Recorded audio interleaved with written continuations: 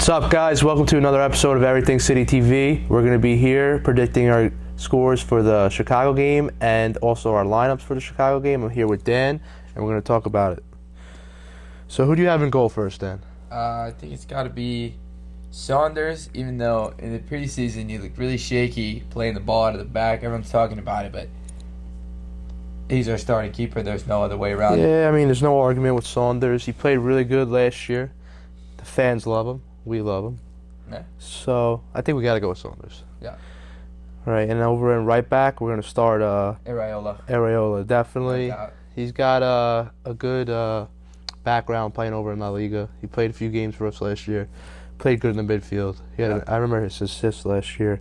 Played pretty good for us. So I think he's going to be moved into the midfield a lot this season as well. And the new kid Taylor, he can play right back, left wing, right wing. So I think he'll definitely be playing. And we have also R.J. Allen, who played a lot for us last year, right back. He was pretty good at that. So. But I think in Chicago, Areola. Areola, definitely. Yeah. And Patrick Vieira was talking about how he wants to do a lot of the 4-3-3. And he said he wants to shift Areola a lot to the midfield, like you were just saying. So he said he's been training him a lot with the midfielders. I saw in a few of his interviews. So it'll be nice to have a stacked midfield in there. I mean, as long as we don't concede a lot of goals back there. But then he said he's also going to shift the midfielder back to defense if it comes down to it. All right. And play with 5 backs. So right back, Areola. Moving on to center back. All right. I'm going to go with Brilliant. Really excited to see him play. All right, so he's going to start for me. And also Hernandez, just a little bit of MLS experience in that back line because the rest of them, other than Areola, Brilliant is new, obviously. Yeah. Brilliant. It comes with a lot of expectations, a lot of potential, I see. I haven't seen too much of him play other than preseason. He looks good, though. Yeah. And Hernandez I think they could be a good pair for the season. It'd be nice to see them.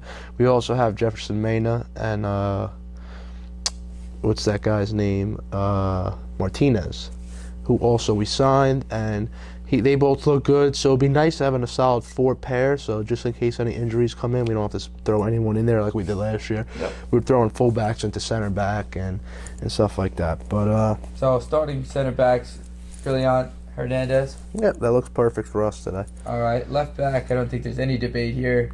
Monterita, yeah, he looks good. He's coming in with a lot of potential also. We'll like to see him make some runs up the side, put a nice balls in the middle for the box for the big man Villa. Yeah.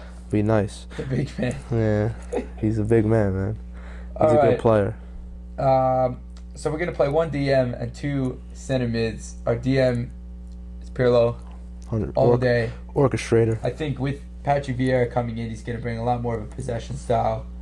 And it's all going to pivot on Pirlo in that DM spot. Yeah, he said Pirlo's been helping him coach a lot too and doing a lot of stuff with the younger players, so that looks good. Yeah. Looks good.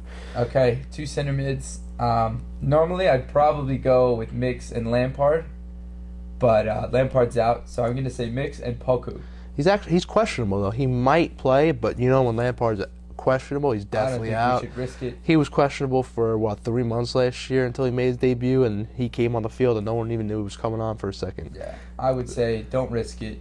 Poku is plenty good, and I don't know how we're gonna fit them all in. Yeah, we're gonna have to figure something out because Poku is one of my favorite players on the team, and he's got to start. So for now, we're gonna go Pirlo, Mix, and Poku. Yeah, Poku. Poku had a good season last year. I mean, he came on as subs a lot, and he was like our super sub. Everyone would start a chant, "We want Poku." Remember that at the stadium? And he would come on and give us a goal and bring us back into the game, and he would always control the game with the ball. Remember that goal he had against Columbus? Like it was like a chip to when we were pushing for the playoffs, and he was a big help for us last year. He helped us out a lot, and I would like to see him a lot in the starting lineup this year. So let's move up to the forwards. So left wing, McNamara. Yeah, Tommy Mac. He was a great player last year. He makes mistakes sometimes, but I think he played great. I mean, yeah, like you said, he had his ups and his downs, just like the center back Hernandez. They had their ups and downs last year. They played a lot for us. They started in the first team a lot, and McNamara, I remember his goal against the Red Bulls. A few seconds, we got murdered that game.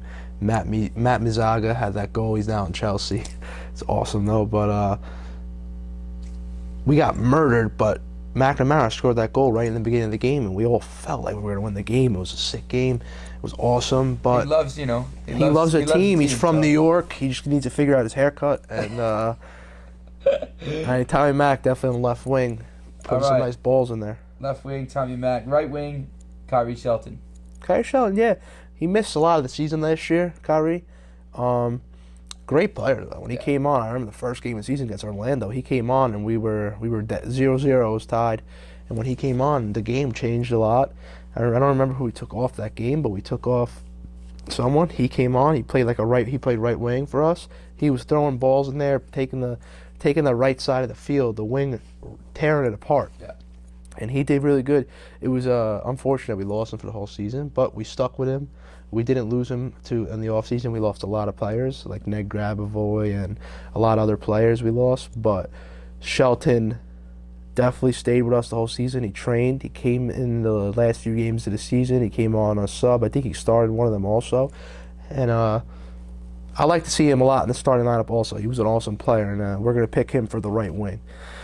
And then for the striker, David Villa, can't argue it. He's a amazing player. He's an amazing player. I mean, he proves that he could still play over in Europe. I know how everyone says the MLS is like a retirement home for them, but it's not true. As you see, David Villa he's old. Don't get me wrong. He was on the World Cup team in 2010, which was 6 years ago when he won, and he was a big part of that team. And the UEFA Champions League final when they played Manchester United in Wembley, and he had that perfect bender to seal the game. I mean, he proves that he can win games for us. Yeah. Last year, he would just score a goal.